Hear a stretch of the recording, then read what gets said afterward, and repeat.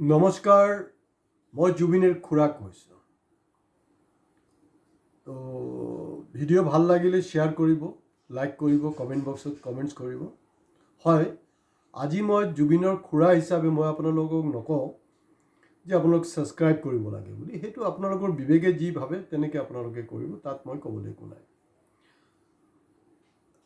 যিসকল কিছুমানে আজি যিসকলে চাব নিউ ভিউৱাৰ্ছ, তেওঁলোকে ভাবিব যে মই ক'ৰ পৰা ওলালোঁ জুবিনৰ খুৰা।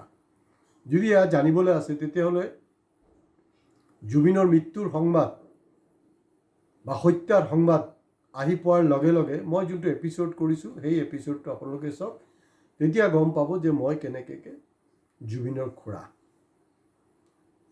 এতিয়া প্ৰশ্নটো হ'ল ডাঙৰ প্ৰশ্ন, কিন্তু ভিডিঅ' বৰ চুটি হ'ব, শেষলৈকে চাব। চিম্পুল কথাটো হ'ল যে আমি সঁচাকৈ জুবিনৰ অনুৰাগী নে? কিছু প্ৰশ্ন আহিছে, মই আপোনালোকৰ ওচৰতে দি দিছোঁ, কমেণ্ট বক্সত কমেণ্টছ কৰিব। সঁচাকৈ আমি জুবিনৰ অনুৰাগী নে?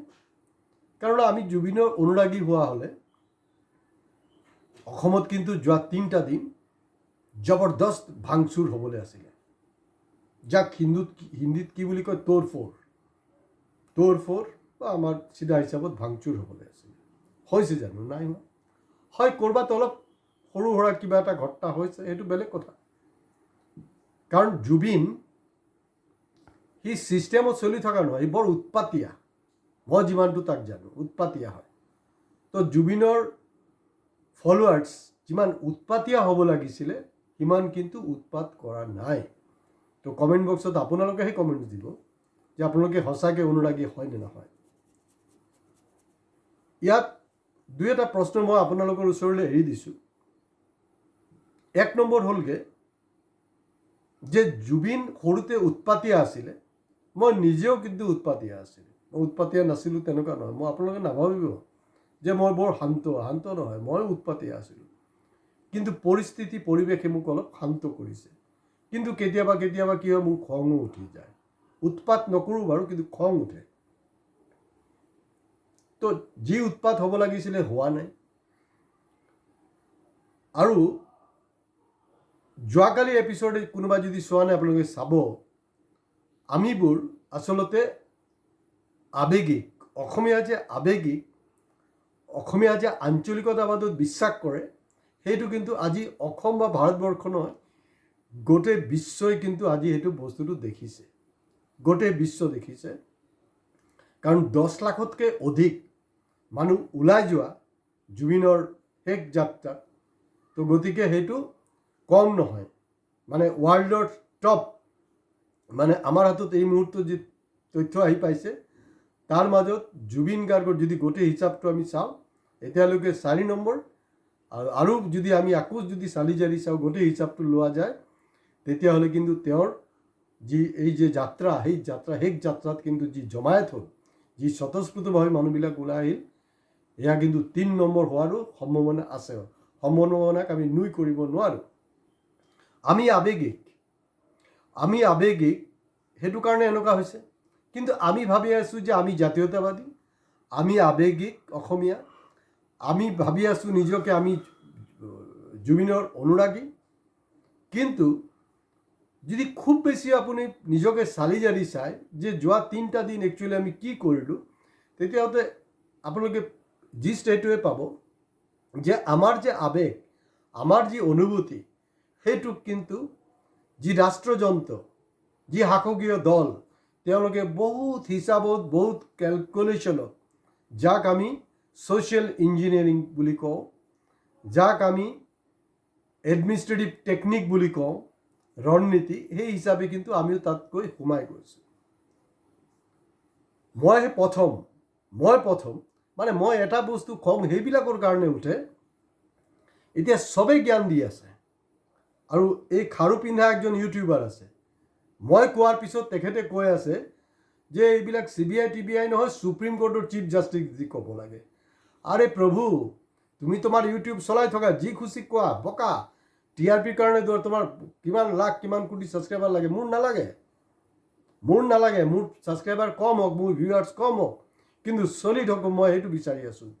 মই প্ৰথম ব্যক্তি, মই ৰঞ্জন চৌধুৰী, মই ফাৰ্ষ্ট কৈছিলোঁ যে এইটো সুপ্ৰিম কোৰ্টৰ চিফ জাষ্টিছৰ তত্বাৱধানত এনকুৱাৰীটো হ'ব লাগে। এওঁ এতিয়া নতুনকৈ ক'বলৈ ষ্টাৰ্ট কৰিছে আৰু কালি পৰহি চাব যে আৰু কেইজনে কৈ আছে। এবাৰতো ক'ব লাগে নহয়। এই দাবীটো ৰঞ্জন চৌধুৰীয়ে কৰিছিলে, তো গতিকে আমি সমৰ্থন জনাইছোঁ, আমি গোটেই অসমবাসীও এইটো সমৰ্থন জনাব লাগে। সেই কথাটো নকয় কেলে? সব মানে নিজৰ পেটেণ্ট ৰাইট হিচাপে লৈ ল'ব খোজে যে, লাজ চৰম নাই নেকি? ক'ব লাগে এটলিষ্ট। আপুনিও যদি কিবা নতুন কিবা কৈছে, নতুন কিবা ইনফৰমেশ্যন দিছে, ডেফিনেটলি মই আপোনাৰ ৰেফাৰেঞ্চ ল'ম। যোনটো টলষ্টয়ে কৈছে মই টলষ্টয়ে, যোনটো শ্বেক্সপিয়াৰে কৈছে মই শ্বেক্সপিয়াৰে কথা ক'ম। যাৰ যোনটো ৰেফাৰেঞ্চটো আনিব লাগিব নহয়। মই ইমান সেইটো লেভেলৰ নহয়, কিন্তু মোৰ যিবিলাক ক্ৰিয়েশ্যন আছে, ক্ৰিয়েশ্যনবিলাকক কিন্তু আপোনালোকে ৰিকগনাইজ কৰিব, এটলিষ্ট একনলেজ কৰক, কওক। নহ'লে কথাটো কিন্তু উল্টা পুল্টা হৈ আছে। গতিকে এই যে গোটেই যে এটা ব্যৱস্থাৰ হেৰিত কিন্তু সোমাই গ'লোঁ। এতিয়া যদি সঁচাকৈ আমি শ্ৰদ্ধাঞ্জলি দিবলৈ আছে, সঁচাকৈ যদি শ্ৰদ্ধাঞ্জলি দিবলৈ আছিলে, কাৰণ তেওঁ জুবিন কাৰ বিৰোধী আছিলে, চিধা চিধি কথা হয়। তেওঁ কথা বতৰাত কেতিয়াবা অলপ ইফাল সিফাল হৈ যায়। তেখেতেও দেখোন কৈছিলে যে মই কমৰেড হয়, জুবিনে কৈছিলে মই কমিউনিষ্ট হয়, হয়তো কৈছিলে। আজি মুখ্যমন্ত্ৰী এইবিলাক কথা নকয় কেলে? বাকী মানে উল্টা পুল্টা কিবা কিবি কৈ আছে। আৰু গোটেই চিটুৱেশ্যনটোক তেওঁলোকে বেলেগ ধৰণে, মই যোৱাকালি এপিছ'ডত কৈছিলোঁ যে টাইম পাছ বুলি, কোনোবা অলপ বেয়া পালে তেওঁ আকৌ শুনা নাপায়, চাউণ্ডটো অলপ বঢ়াওক, আৰু যেতিয়া জেগাত দি দিওঁ নহয় একদম জ্বলাটো লাগি যায়, তেতিয়া আকৌ শুনা পায়। টাইম পাছ। তো মই আজি টাইম পাছ নহয়, এইটো এটা ছিষ্টেমত আমি পৰি গৈছোঁ। তো গতিকে জুবিনে কাৰ বিৰোধী আছিলে, শেষলৈকে কাৰ পক্ষত তেওঁ নাছিলে। গতিকে এই কা আন্দোলনৰ সময়ত যি ৰাজপথলৈ যে আমাৰ যে মানুহ ওলাইছিলে, সেই ৰাজপথৰ মানুহবিলাকক যে আচুৰ বৰ্তাই পথাৰলৈ লৈ গ'ল চক্ৰান্ত কৰি, এই আমাৰ গোটেই আন্দোলনটো কিন্তু তাত এইফালে লৈ যোৱাৰ এটা পৰিকল্পনা চলি আছে। তো গতিকে তাৰ প্ৰতি সজাগ থকা উচিত।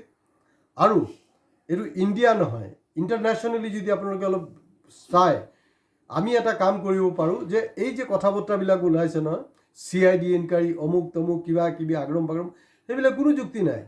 চিম্পল। কিয় CBI? মাত্ৰ 2%, ছাকচেছ ৰেট 2%। আৰু আপোনাৰ CM ভিজিলেন্স, CM CID কি হয়? কি কথা? কোনোবাই গৰু চুৰ কৰিছে, কোনোবাই কয়লা চুৰ, কোনোবাই মাইকী চুৰ, কোনোবাই অমুক চুৰ। ক'ত আজিলৈকে কিবা ওলাইছে নেকি? নোলায়। কিবা বৰা চৰা মাজে সময়ত অলপ ওলাই যায়, আৰু সেইটো বেলেগ কথা।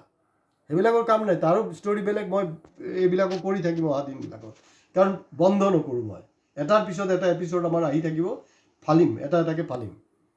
আৰু লাষ্ট কথাটো এইটোৱে যে কমচে কম আমি 3.5 কোটি অসমীয়া অসমত আছোঁ। 3.5 কোটিত কমচে কম 1 কোটি যদি বিশ্বক যদি কিবা দেখাবলৈ আছে, পেলেষ্টাইনী যেনেকৈ দেখাই আছে, আমি অসমীয়াও দেখাব পাৰোঁ। কমচে কম 1 কোটি। ঠিক আছে বাৰু, মই 1 কোটিও বাদ দিছোঁ, কমচে কম তাৰ 10%। অৰ্থাৎ আজি যি মানে তেওঁৰ বিদায় যাত্ৰাত যিবিলাক ওলাইছে, তাৰ এটা আনুমানিক হিচাপ হ'লগৈ যে 10 লাখ আমি জইণ্ট ছিগনেচাৰ কেম্পেইনিং কেলৈ নকৰোঁ, যে এই বস্তুটো সুপ্ৰিম কোৰ্টৰ চিফ জাষ্টিছৰ তত্বাৱধানত হ'ব লাগে। আৰু গোটেই এনকুৱাৰীক অকল মহন্ত শৰ্মা নহয়, ইভেন চিফ মিনিষ্টাৰকো সাঙুৰি লোৱাটো উচিত। কাৰণ চিফ মিনিষ্টাৰটো আমাৰ অসমৰে চিফ মিনিষ্টাৰ হয়তো, কাৰণ গোটেই এই যে আমাৰ অমিত শ্বাহ কৈ নাথাকে জানো ক্ৰনলজি, গতিকে এই ক্ৰনলজিটো আমি জানিব লাগিব নহয়, যে এইটো কেনেকৈ হ'ব পাৰিলে, চিফ মিনিষ্টাৰৰ লগত কাৰ কি সম্পৰ্ক, কি হৈছে, নৰ্থ ইষ্ট ফেষ্টিভেল বাহিৰত কিয়, দেশত নহয় কিয়, গোটেই কথাবিলাক আহি যাব। তো গতিকে আচল খেলটো তেতিয়াই ওলাব। তো গতিকে মই আগতো যেনেকৈ কৈছোঁ, আজি এটাই ৰিকুৱেষ্ট, ছাবস্ক্ৰাইব কৰিবলৈ নকওঁ, কিন্তু এই ভিডিঅ' আপোনালোকে মেক্সিমামৰ পৰা মেক্সিমাম শ্বেয়াৰ কৰক। আৰু এটা ইনফৰমেশ্যন দিওঁ, এই জুবিনৰ মানে মোৰ বোৱাৰীক দি যোনটোবিলাক কোৱা হৈছে নহয় যে অমুক তমুক, সেইবিলাক তাই কোৱা নাই, ছিষ্টেমে তাইক ক'বলৈ বাধ্য কৰিছে। গতিকে তেওঁৰ এই চব মানে ফটুৱাগিৰি বন্ধ কৰি তেওঁৰ যোনটো শ্বহীদ সেইখন তেওঁৰ যি জন্মস্থান তাতে যোৰহাট জিলাতে পাতিব লাগে। কাৰণ যোৰহাট জিলা বুলি কওঁতে কিন্তু আকৌ যোৰহাটৰ নাম শুনিলেই আকৌ আপোনাৰ মুখ্যমন্ত্ৰীৰ জ্বলাটো উঠি যায়। কাৰণ যোৰহাটক কিন্তু হেৰি কৰা নাই, ছেকেণ্ড আপোনাৰ কেপিটেল কৰা নাই, ছেকেণ্ড কেপিটেল বনালে ডিব্ৰুগড়ত। তো গতিকে কমচে কম জুবিনৰ যি স্মৃতি তাত গুৱাহাটীত নহয় ইয়াত হ'ব লাগে। কাৰণ গুৱাহাটীত হ'লে এইটো মানে যেনেকৈ ভূপেন হাজৰিকা যিমান আছে চবক লৈ যেনেকৈ খেলি আছিলে জুবিনক লৈ খেলিব। আৰু জুবিন সদায় যি ৰাষ্ট্ৰই যি চলাই আছে কাৰবাৰবিলাক তাৰ বিৰুদ্ধে কিন্তু তেওঁ সময়ে সময়ে মাত মাতিছে। হয়তো তেওঁৰ প্ৰেজেণ্টেশ্যন অলপ ইফাল সিফাল হ'ব পাৰে। যিনক আজি ইয়াতে শেষ কৰিছোঁ, কিন্তু আপোনালোকে প্ৰয়াস কৰক। এই যে 10 লাখ মানুহ ওলাইছে, 10 লাখে তেতিয়াই শ্ৰদ্ধাঞ্জলি, এইটো আৰামত 1 কোটি হৈ যাব। জইণ্ট ছিগনেচাৰ কেম্পেইনিং যাক কয়, ছিগনেচাৰ কেম্পেইনিং কৰক আৰু সেইটো সুপ্ৰিম কোৰ্টৰ চিফ জাষ্টিছক দি গোটেই এনকুৱাৰীটোক সামৰি লোৱাটো ভাল। নমস্কাৰ।